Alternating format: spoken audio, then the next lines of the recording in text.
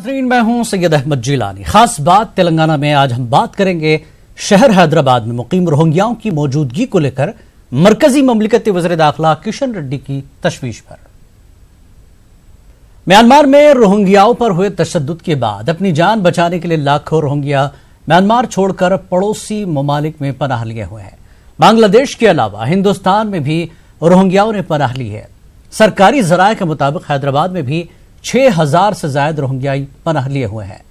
ये लोग यहां पर मेहनत मजदूरी करते हुए जिंदगी गुजार रहे हैं। रोहिंग्याओं के कैंपों में बुनियादी सहूलियात न होने के बराबर हैं। कपड़े और प्लास्टिक से बने टेंटों में ये लोग जिंदगी गुजार रहे हैं। मरकजी ममलिकती वज़ीर दाखिला किशन रेड्डी ने हैदराबाद में रोहिंग्याओं की मौजूदगी पर तशवीश का इजहार किया। उन्होंने कहा कि जम्मू कश्मीर के बाद सबसे ज्यादा रोहिंग्या हैदराबाद में पनाह लिए हुए हैं। मैंने रिपोर्ट दिया है 6000 से ज्यादा रोहिंग्यास जम्मू कश्मीर के बाद हैदराबाद में है। रोहिंग्या कोई म्यांमार के बाजू नहीं है, हैदराबाद म्यांमार के बाजू नहीं है, मगर म्यांमार से इधर इतने लोग बहुत 10 साल से लोग है इधर। अभी रोहिंग्यास कैसा आया, हैदराबाद क्यों आया, हैदराबाद क्यों कौन लाया, हैदराबाद कौन उनको शेल्टर दे रहे, ये सोचने का बात है। कोई बॉर्डर पे रहे तो कोई किसको भी चर्चा करने की जरूरत नहीं। जम्मू कश्मीर बॉर्डर पे है, वेस्ट बंगाल में बॉर्डर पे है, असम में बॉर्डर पे है, कुछ लोग या भाई नजदीक आए होंगे ऐसे समझते। वो सब छोड़ के बीच में, देश के बीच में हैदराबाद में आए हैं। जम्मू कश्मीर का सबसे ज्यादा नंबर हैदराबाद में। तब सवाल यह पैदा होता है कि रोहिंग्याओं की मौजूदगी से शहर हैदराबाद में क्या सिक्योरिटी के मसाइल पैदा हो रहे हैं, या बीजेपी रोहिंग्याओं को लेकर तेलंगाना में होने वाले म्युनिसिपल इंतखाबात में सियासी फायदा उठाना चाहती है। गुज़श्ता 10 साल की तारीख का अगर जायजा लिया जाए तो हैदराबाद में मुकीम रोहिंग्या ऐसे कोई गैर कानूनी कामों में मुलविस नहीं है जिससे शहर की सिक्योरिटी के लिए खतरा पैदा हुआ हो। इस पूरे मामले पर बात करने के लिए हमारे साथ खास मेहमान जुड़ेंगे, जो कि श्रीधर रेड्डी बीजेपी से जुड़ेंगे, कांग्रेस के तर्जुमान शुजात अली और टीआरएस लीडर मुकीत चंदा हमारे साथ जुड़ चुके हैं। फिलहाल हम मुकीत चंदा से इस डिबेट की शुरुआत करेंगे। मुकीत चंदा, जिस तरह से किशन रेड्डी ने बयान दिया कि मुल्क के बीचों बीच हैदराबाद में रोहिंग्या कैसे पहुंचे, क्या कहना चाहते हैं किशन रेड्डी? मुकीत चंदा, ये तेलंगाना में म्युनिसिपल इलेक्शन है जी, और उस म्युनिसिपल इलेक्शन की तैयारी के तहत गैर जरूरी का एक मसला बनाने की कोशिश किशन रेड्डी साहब ने की। किशन रेड्डी साहब जैसा कि कहे हैं कि कश्मीर का बॉर्डर म्यांमार को लगता है, अगर वो लोग वहां जाते तो ठीक था, यहाँ कैसा है? तो ये बात ऐसी है कि ये जो लोग उस वक्त जब इंतहाई संगीन हालात थे म्यांमार के, उस वक्त United Nations high commissioner of refugees की जानिब से उन्होंने हिंदुस्तान में दाखिल होते वक्त एक कार्ड हासिल किया, और कार्ड हासिल करके जिसकी मुद्दत 2 साल की है वो हिंदुस्तान में दाखिल हुए। उसके बाद उन्हें जहां सहूलत है वो वहां पर आके रह रहे हैं। वो पिछले 10 साल से हिंदुस्तान में है, मुख्तलिफ मुकामात पर हैं। यहां तक कैसे आए, क्या है, ये तो खुद किशन रेड्डी साहब एक सेंट्रल मिनिस्टर है, उन्हें मालूम होना चाहिए। वो एक ऐसा सवाल उठा रहे हैं जैसे कि वो अपोजिशन लीडर हैं, उनको मालूम होना चाहिए। उनके हाथ में आईबी है, उनके हाथ में सिक्योरिटी एजेंसीज है, वो तमाम से रिपोर्ट मंगवा करके वो उस पर जायजा ले सकते थे। उनका मकसद इस पर सिर्फ सियासत करके अपनी सियासी रोटी आने वाले बल्दियाती इलेक्शन में सेकने के लिए उनकी ये कोशिश है। ठीक है, शुजात अली साहब, आपका भी खैर मकदम है। श्रीधर रेड्डी, आपका भी स्वागत है। श्रीधर रेड्डी, जिस तरह से टीआरएस लीडर कह रहे हैं कि सियासत की जा रही है रोहिंग्याओं को लेकर, क्यों याद आए रोहिंग्या हैदराबाद में क्यों है, ये सवाल क्यों उठा रही है बीजेपी?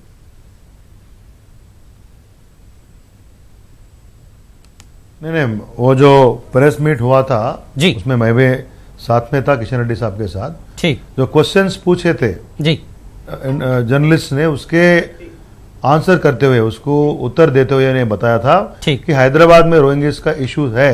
यहाँ 6000 से ज्यादा, जैसा आप बोल रहे हैं, रोहिंग्या है। अगर नेशनल गवर्नमेंट ने पहले भी बताया था Rohingyas issue is not a small issue. जो भी यहाँ भी हो, कश्मीर में हो या बंगाल में हो, कहीं भी हो, उन लोग गैर कानूनी हमारे देश में रह रहा है। ठीक, ये हमारे सिक्योरिटी के साथ जुड़ा हुआ इश्यू है, ये कोई पॉलिटिकल इश्यू नहीं है। हमारे भाई बोल रहा है कि ये म्युनिसिपल इश्यू के लिए बात कर रहे हैं, वो मंत्री केंद्रीय राज्य मंत्री बता रहे हैं, गृह मंत्री बता रहे हैं, म्युनिसिपल की बात करने का छोटा इश्यू नहीं है। सिक्योरिटी सुनो भाई, मुखी चंदा रुकिए, श्रीधर को बोलने दीजिए।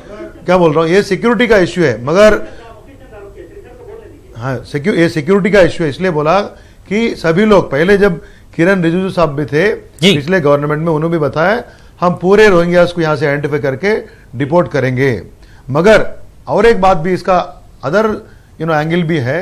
जैसा भी बांग्लादेश में इश्यू है, दूसरे साउथ ईस्ट एशियन कंट्रीज में इश्यूज है, जैसा बांग्लादेश के डिमांड के साथ इंडिया ने एक साल से 2017 से अब तक ऑपरेशन इंसानियत के नाते जितने भी बांग्लादेश में रोहिंग्या रेफ्यूजीज है उन लोगों के कैंप्स के लिए खाना दे रही है, पानी दे रही है, जो एसेंशियल कमोडिटीज है सब चीज यहां से चिटागांग भेज रही है। तो वो एक इंसानियत के नाते वो काम कर रही है, मगर हमारे देश के जो सिक्योरिटी है, भद्रता है, उसको हम लोग कॉम्प्रोमाइज करने वाले नहीं है। चाहे रोहिंग्यास कश्मीर में हो, बंगाल में हो, जहां भी हो, वो अलग बात है, इमोशनल थिंग नहीं है ना। हमारे सुप्रीम कोर्ट भी यही बात बोला। आप जब ये इश्यू उसके सामने आया तो ये बोले कि ये इमोशनल इश्यू बात मत बनाइए, लॉ के हिसाब से जो बात करना है, जो यहां पर तफसा करना है हम लोग करेंगे, मगर ये इमोशन इश्यू नहीं है। ये जो देश के रक्षा के साथ भारतीय जनता पार्टी के जो सरकार है वो कॉम्प्रोमाइज राजी नहीं करेगी, कॉम्प्रोमाइज नहीं करेगी। जो भी है गैर कानूनी देश में रह रहा है, चाहे रोहिंग्या हो, चाहे दूसरे कोई हो, दूसरे बिल्कुल गैर कानूनी लोगों के लिए, ठीक है, बीजेपी की एक हमारे देश में कोई भी रह रहा है उन लोगों को वापस भेज देंगे। शुजात अली साहब, कांग्रेस का दौर था 10 साल अगर पुरानी बात करें तो एक तरह से कांग्रेस का ही गालिबन दौर रहा है। उस वक्त रोहिंग्या शुरुआत थी आने की। क्या कांग्रेस और टीआरएस दोनों को निशाना बना रही है सिक्योरिटी और सलामती को लेकर बीजेपी?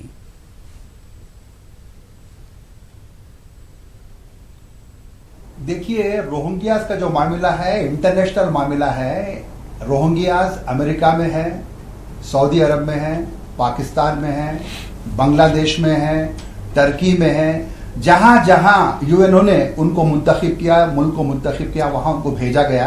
और वो लोग बिल्कुल नॉर्मल किस्म के लोग हैं, मजदूर हैं, गरीब हैं। लेकिन भारतीय जनता पार्टी की नेशनल पॉलिसी और सिविल पॉलिसी, हर तरह की पॉलिसी एंटी मुस्लिम है।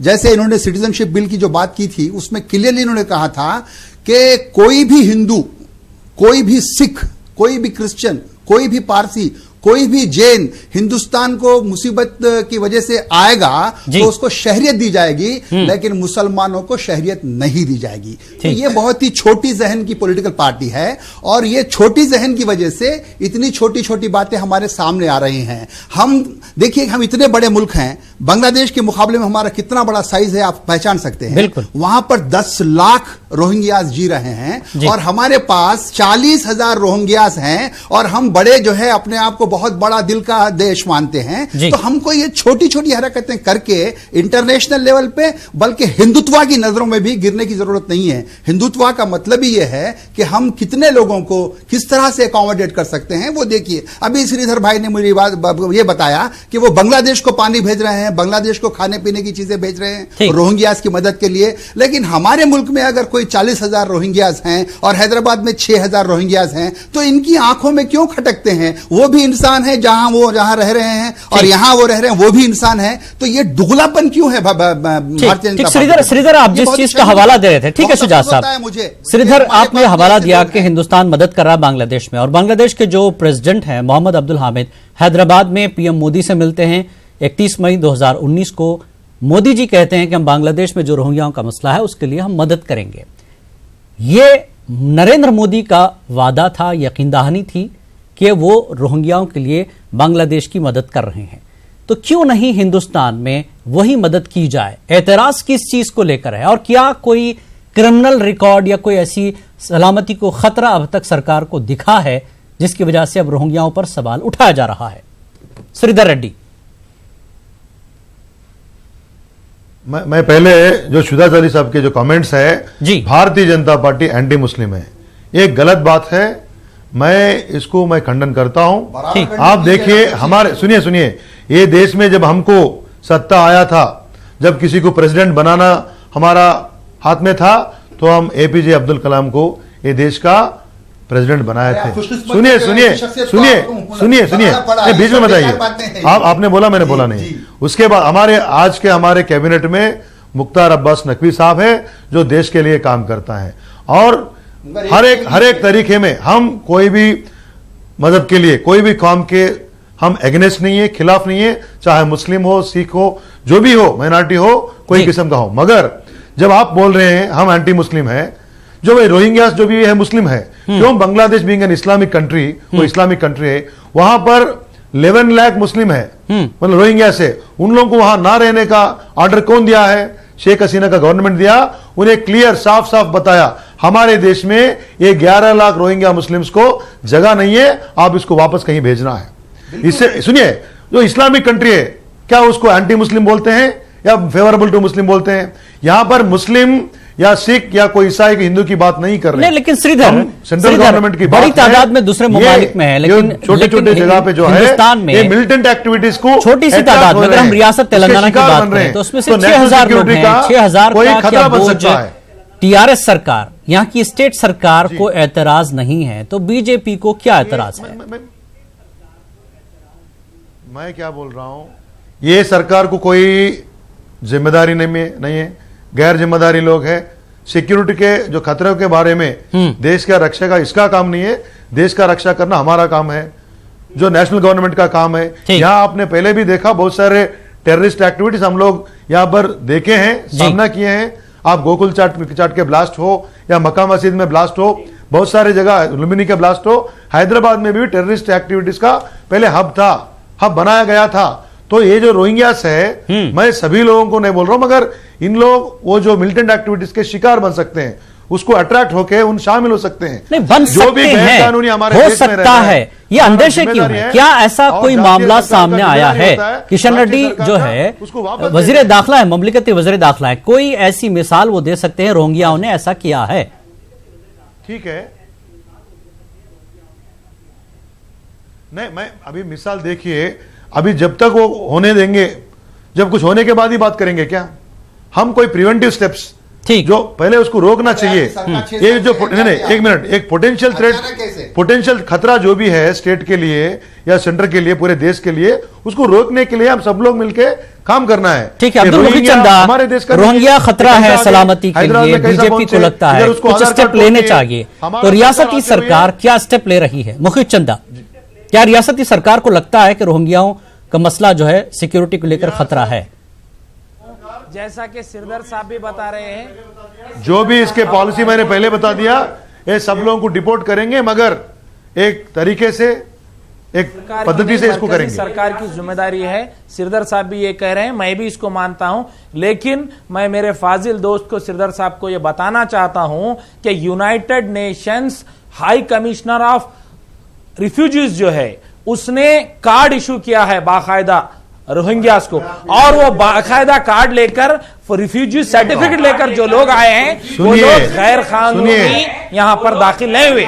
जो बात आप ये कह रहे हैं कि पहले मालूम करने की जरूरत है रिफ्यूजी कौन है और इलीगल माइग्रेंट्स कौन है, सवाल मुझसे किया गया है। आप 2 मिनट रुकिए, मैं आपका जवाब दूंगा। ऐसे हमारे वजीर हैं, केंद्रीय राज्य मंत्री, जिन्हें यह नहीं पता कि कश्मीर का बॉर्डर म्यांमार से नहीं लगता, बांग्लादेश का लगता है, वेस्ट बंगाल से लगता है। ये लोग कैसा है? जब हमारे किशन रेड्डी साहब ये सवाल करते हैं कि कैसा है, बोले तो पानी के जरिए से हमारा जो विशाखापट्टनम या चेन्नई का जो रास्ता लगता है, जब वो लोग वहां से कश्तियों के जरिए से भागे तो वो लोग यहां पर आए। मैं उसमें जाना नहीं चाहूंगा, वो उनके इल्म है जो उन्होंने एक मरकजी वजीर की हैसियत से प्रेस कॉन्फ्रेंस में किया। इससे मालूम यह होता है कि इन्होंने प्रॉपर कोई इन्होंने होमवर्क नहीं किया, कोई मरकजी एजेंसियों से रिपोर्ट नहीं लिया, और ये कह रहे हैं मेरे फाजिल दोस्त स्टूडियो में बैठकर भी कि वो लोग इलीगल माइग्रेंट्स है। ठीक है, इलीगल कौन है और लीगल कौन पहुंचा, कैसे पहुंचा? क्या रियासती सरकार जो है इस पर नजर नहीं रख रही है, जिसकी वजह से किशन रेड्डी सवाल पैदा कर रहे हैं? मुल्क की सलामती के लिए खतरा है, क्यों है हैदराबाद में रोहिंग्या? सवाल बीजेपी उठा रही है। शुजात अली साहब, जिस तरह से आपने दोनों को सुना है, टीआरएस सरकार यहां जिम्मेदार है कानूनी चीजों को लेकर, कोई मामला अभी तक रोहिंग्याओं का सामने नहीं आया, लेकिन श्रीधर का कहना है कि ये लोग मुतासर हो सकते हैं इस तरह की इलीगल चीजों के लिए, तो क्यों खतरा उठाए सरकार?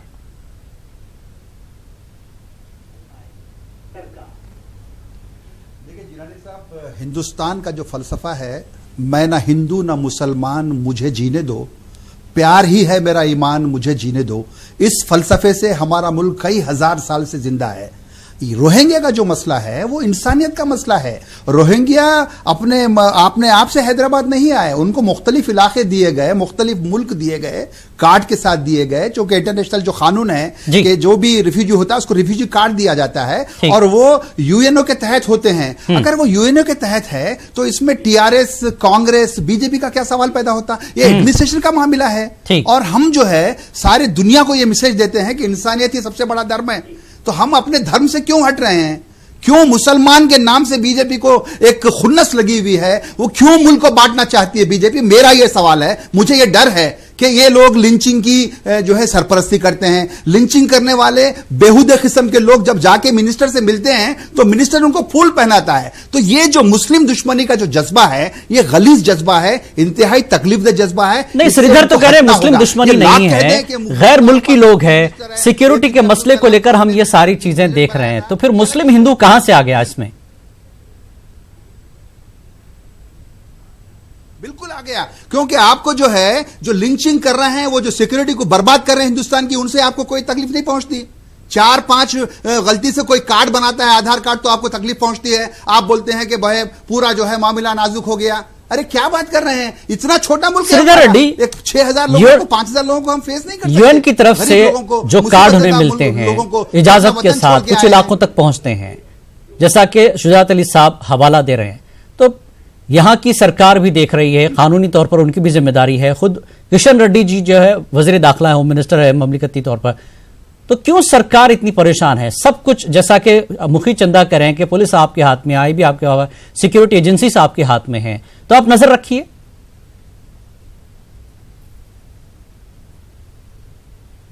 ये देश की रक्षा का परेशानी किसको होगी? राष्ट्र सरकार को होगी, बिल्कुल। और उन्हें केंद्रीय गृह राज्य मंत्री है और ये डिपार्टमेंट उन्हें देखता है। तो जहां भी हो, रोहिंग्या ही नहीं, उसके अलावा कोई भी गैर कानूनी से वो तरह में देश में अभी जी रहा है, उसके बारे में बात करना, उसको प्रिवेंट करना, आने नहीं देना, अगर कोई है तो नजर रख के उसको डिपोर्ट करना सरकार की काम होती है। और कोई यूएन ने इसको कार्ड नहीं दिया। भारत सरकार, पहले कांग्रेस भी हो, भारत सरकार का यह डिसीजन है, निर्णय है, इन लोगों को वापस भेज देना है। और एक ही चीज पे, यहां आप जैसा भी बोले थे, यहां हिंदू मुसलमान की बात नहीं है, ये देश की रक्षा की बात है। और बार बार शुजात अली बोल रहे हैं कि भारतीय जनता पार्टी मुस्लिम्स के खिलाफ है, नहीं है। मोदी सरकार आने के बाद की बात करिए, सुनिए, एक्शंस की बात सुनिए ना, इसलिए सुनिए, मोदी सरकार आने के बाद देश में पहली बार मदरसास को जितने भी आप कहे उसको हम लोग फंड्स दिए थे। पहले कोई भी सरकार, कांग्रेस सरकार, देखिए सरकार क्या कर रही है, ये अलग इशू हो गया। श्रीधर जी एक बात ये बताइए, बांग्लादेश में आप रोहिंग्याओं के लिए मदद करते हैं, आप खुद बता रहे हैं, तो आपके मुल्क में अगर रोहिंग्या रहते हैं तो उन पर नजर रखिए, कानूनी तौर पर उनको देखिए, फिर उनकी मदद आप करते हैं, तो बुराई क्या है? श्रीधर जी, आपका ना, हमारे मुल्क, आप बांग्लादेश में तो मदद करेंगे लेकिन हिंदुस्तान में मदद नहीं करेंगे। भारत देश में कोई हिंदुस्तान की बात बोल रहा हूं, हिंदुस्तान में या भारत देश में कहीं भी हो, गैर कानूनी, नॉट ओनली रोहिंग्या बोल रहा हूं मैं आपको जी, गैर कानूनी अगर है, हम उसको राजी नहीं रखेंगे। 100% नोट। ठीक है, मिनिस्टर आपके हैं, सरकार आपकी है, तो फिर आप ही को ये सब कुछ तय करना है ना कि आप करना क्या चाहते हैं। परेशान होकर हिंदुस्तान आता है तो उसको शहरियत देने तैयार है बीजेपी की सरकार। ये क्या मतलब है बताइए? क्या फलसफा है कि कोई हिंदू परेशान होकर हिंदुस्तान आता है, कोई सिख हिंदुस्तान में आता है परेशान होकर, बैरूनी मुल्क का सिख, तो उसको आप शहरियत देने तैयार है, और जो लोग जुल्म और ज्यादती का शिकार होकर, ठीक है शुजात साहब, श्रीधर आप शुजात साहब का जवाब दीजिए, तो इनकी आंखों में खटकते हैं। ठीक है शुजात साहब, श्रीधर मेरे बात सुनिए जी, मैं क्या बोल रहा हूं। अगर आप इसको हिंदू मुस्लिम इशू बनाना चाह रहे हैं, वो सरासर एंटी नेशनल है। जैसा इस्लामिक कंट्रीज है। नहीं सुनिए, आपकी सेलेक्टिव गवर्नमेंट है, आपकी नेशनल आप बीच में आ रहे हैं, बिल्कुल सेलेक्टिव, आप बीच में आ रहे हैं जी, मैं बीच में आऊं क्या? ठीक है शुजात साहब, रुकिए शुजात साहब, रुकिए, आपकी बात का जवाब दे रहे हैं श्रीधर जी। श्रीधर, इसको रिजेक्ट करते हैं, वक्त कम है मेरे पास। मलेशिया रिजेक्ट करते हैं, सऊदी अरेबिया करते हैं, जब क्या कर रहे हैं आप लोग?